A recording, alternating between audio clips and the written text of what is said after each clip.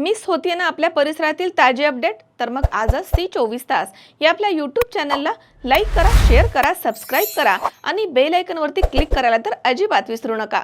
श्री संत कान्होराज महाराज वारकरी शिक्षण संस्था पाबळ आयोजित परमार्थिक सुसंस्कार शिबिराची सांगता पाबळ इथे गुरुवारी हरिभक्तपरायण माऊली महाराज पिंगळे यांच्या मार्गदर्शनाखाली संपन्न झाला आहे.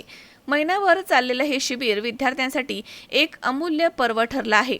विशेष म्हणजे अधिक मासमध्ये 3 दिवसांच्या शिबिरामध्ये कीर्तन महोत्सव विशेष आकर्षण ठरलाय. श्री संत कान्होराज महाराज वारकरी शिक्षण संस्थांमधनं यापूर्वी जे विद्यार्थी ज्ञानदान करून गेले आहेत त्या विद्यार्थ्यांचे प्रवचन कीर्तन यावेळी झालंय. तर चालू शिबिराची सांगता काल्याच्या कीर्तनानं झाली आहे. पारमार्थिक शिबिरामध्ये अनेक विषयांना स्पर्श करत विद्यार्थी घडवण्याचं काम गेले अनेक वर्ष हरिभक्तपरायण माऊली महाराज पिंगळे, हरिभक्तपरायण कृष्णा महाराज पिंगळे करतायत. हजारो विद्यार्थी या संस्थांच्या माध्यमामधनं बाहेर पडून आज कीर्तन प्रवचनाच्या माध्यमामधनं समाज प्रबोधन करत आहेत. या शिबिराच्या काळामध्ये मनोरंजनासह संस्कारक्षम शिक्षण, हसत खेळत व्यवहार ज्ञान, विविध विषयांची ओळख, देशभक्तीपर गीतांचे शिक्षण तसेच अंधश्रद्धा निर्मूलन आणि स्फूर्ती गीतांचे मार्गदर्शन करण्यात आलंय.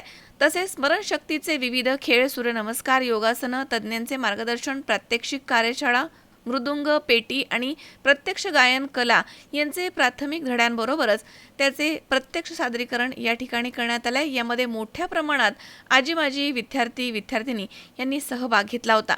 या सांगता समारंभाचे प्रमुख पाहुणे म्हणून शिबिरमधील सर्व विद्यार्थी पालक या ठिकाणी हजर होते. पालकांच्या उपस्थितीमुळे कार्यक्रमाला विशेष स्नेह आणि प्रोत्साहन लाभलंय. यावेळी शिबिराचे मार्गदर्शक माजी पंचायत समिती सदस्य श्री शांताराम चौधरी, नागेश्वर दिंडी सोहळा पाबळ समन्वय रामकृष्ण आगरकर, पाबळ गावाचे भूषण, ज्यांच्या मुखामध्ये अखंड सरस्वती नांदते असे हरिभक्तपरायण रंगनाथ महाराज पिंगळे, बंडू भाऊ आगरकर यांच्यासह अनेक अधिकारी, पदाधिकारी, वारकरी महिला या ठिकाणी हजर होत्या. अत्यंत उत्साही वातावरणात 1 महिना चाललेल्या या शिबिराची सांगता झाली आहे. तयार चालू होतोय की जेणेकरून 1 वर्षात तो मुलगा कीर्तनकार त्यांनी केलंच पाहिजे अशा पद्धतीने संस्था मला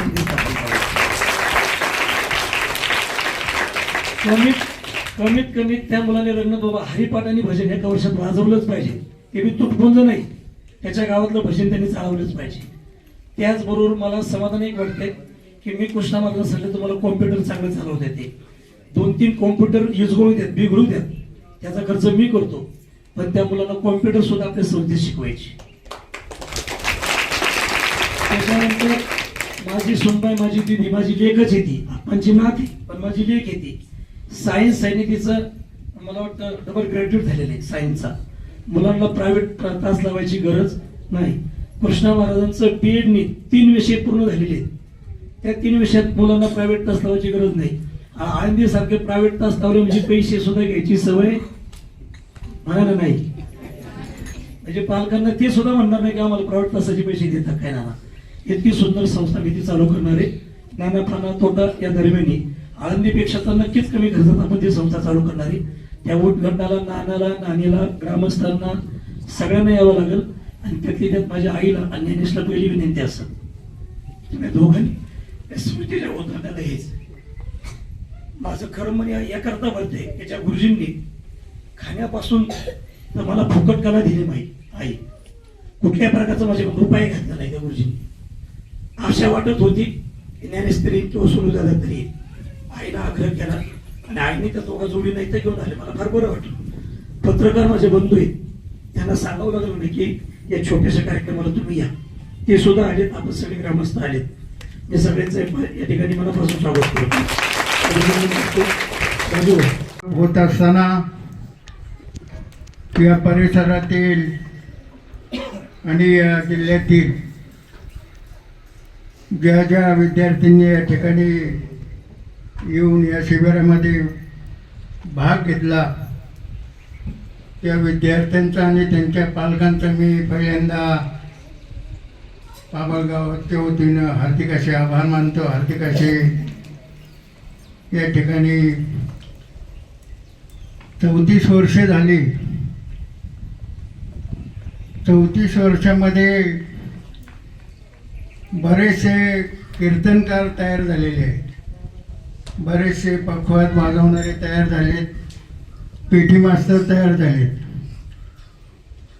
आणि ही घडवत असताना त्यांना खरं वास्तविक रामदास महाराज भोईर यांची अतिशय साथ लाभली गेली आणि प्रत्येक वर्षी रामदास महाराज या शिबिराला उपस्थित राहायचे आणि शिबिरात आल्याच्या नंतर पहिल्यांदा आमच्यात वेगळ्याच गप्पा चालायच्या. महाराज या ठिकाणी येत असताना माऊलींना नेहमी सांगायचे की अशा पद्धतीने तुम्ही मुलांना मार्गदर्शन करण्याचा प्रयत्न केला, तशा पद्धतीने मार्गदर्शन करण्याचा प्रयत्न केला, परंतु भोईर गुरुजींचा अतिशय या ठिकाणी या माऊलीवर विश्वास आणि गावावर देखील भोईर गुरुजींचा मोठा विश्वास बसला होता. आणि हे सर्व करत असताना आळंदीसारख्या ठिकाणी पाबळ गावातील कोणी ग्रामस्थ गेला आणि गुरुजींची जर भेट झाली तर ते अतिशय त्या ठिकाणी त्या माणसाचा स्वागत समारंभ करण्याचा प्रयत्न करत असे गुरुजी. या ठिकाणी मुलांच्यासाठी 25 दिवस ज्यांनी वेगळ्या वेगळ्या रूपातून सहकार्य करण्याचा प्रयत्न केला आणि या शिबिराला साथ देण्याचा प्रयत्न केला. आमच्या राजू भाऊंनी सांगितलं की या ठिकाणी हे सगळं काही फुकट होत असताना देखील कामाला याचा फायदा खूप मोठा होतोय. आणि या ठिकाणी आता वाघमारे सरपंच यांनी या ठिकाणी त्यांचे अनुभव सांगत असताना, परिसरातील अनुभव सांगत असताना सर्व काही गोष्टी सांगण्याचा प्रयत्न केला. ते बरोबर आहे, कारण या ठिकाणी लहान लहान मुलं सांभाळायची, कोणाला काय पिंगळे महाराजांनी त्यांच्या भाषणामधून सांगण्याचा प्रयत्न केलेला. परंतु हे सर्व काही करत असताना त्यांनी सर्व बाजूला ठेवून या मुलांच्यावर अतिशय 25 दिवस प्रेम करून अतिशय चांगल्या पद्धतीची शिकवण देण्याचा प्रयत्न केला. महाराज आपल्याला ग्रामस्थाच्या वतीनं धन्यवाद. हे काही असं कोणी करू शकत नाही. राजू भाऊने सांगितले की गंध लावला, हे सगळे मुलं पायासमोर गंध लावलेली, एखादा चुकून राहिला असेल, परंतु यांचे चेहरे कसे उठाव दिसतात.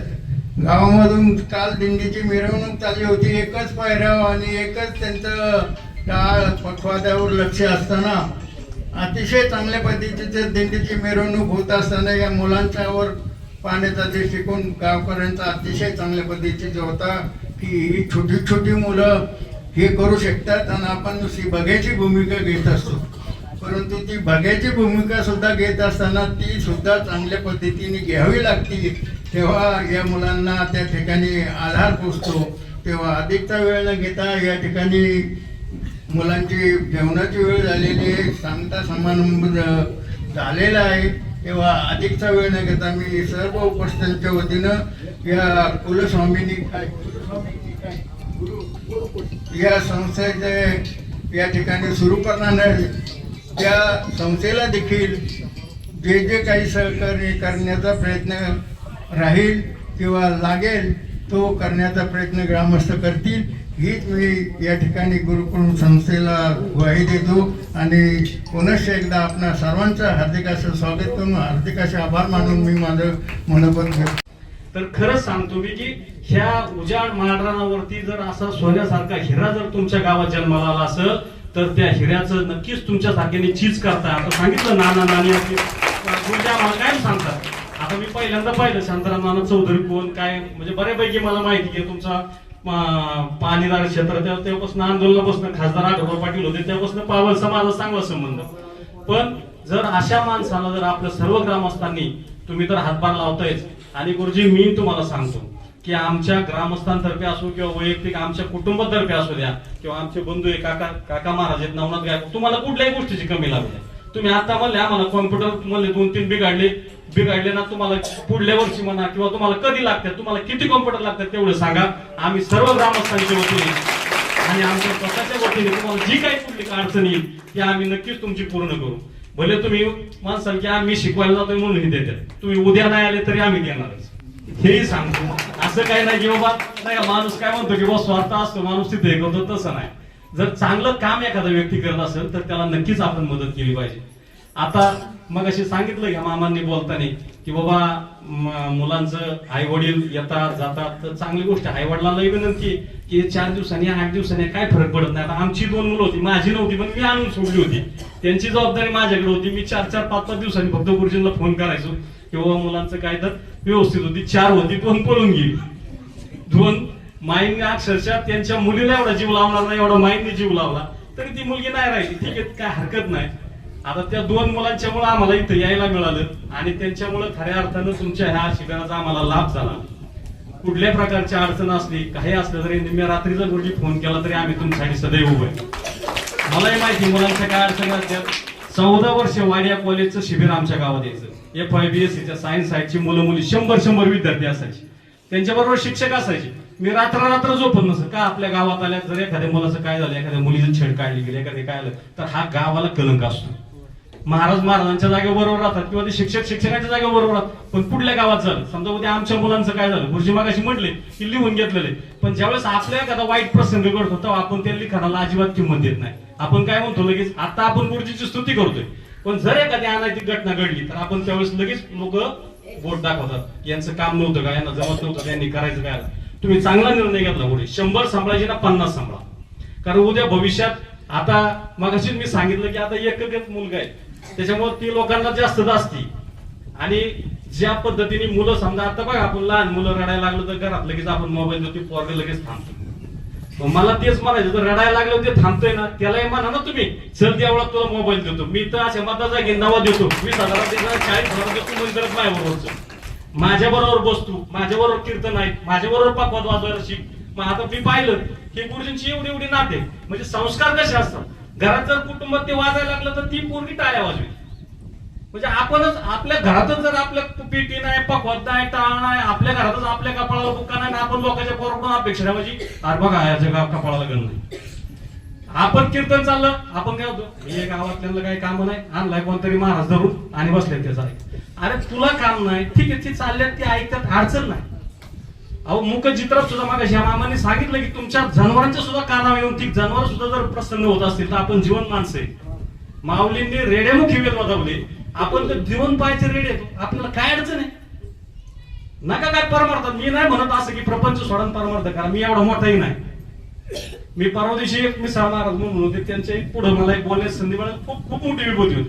म्हणजे काही लोक अशी आहेत ना ह्या परमार्थात की यांची उंची गाठणं सुद्धा आपल्यासारखं शक्य नाही, आपण लय पामर आहे. ह्या लोकांनी स्वतः समाजासाठी वाहून घेतले. आपण बघा आपण बांधावून भांडणं करतो बाबा, आणि ही मी तर तुम्हाला माफी मागून लागतो, ही 4 येडी लोक आहेत माझ्या दृष्टीने. सून मी तेच करते, भरण तेच करते, त्यांची मंडळी तेच करते, महाराज तेच करते. आपण काय करतो याची कांदा लागत झाली आपली लावली पाहिजे, आपण लगेच त्याची गडबड करतो. यांनी केलंय का, यांनी काय केलं आपलं पोरग कीर्तन करा झालं, आपली सून कीर्तन करा झाली, लोकांची पोरं कीर्तन कर प्रवचन करा झाली पाहिजे, हे यांनी पाहिजे. आपण काय करतो आपली कांदा. सुनील पिंगळे, C24 तास, शिक्रापूर.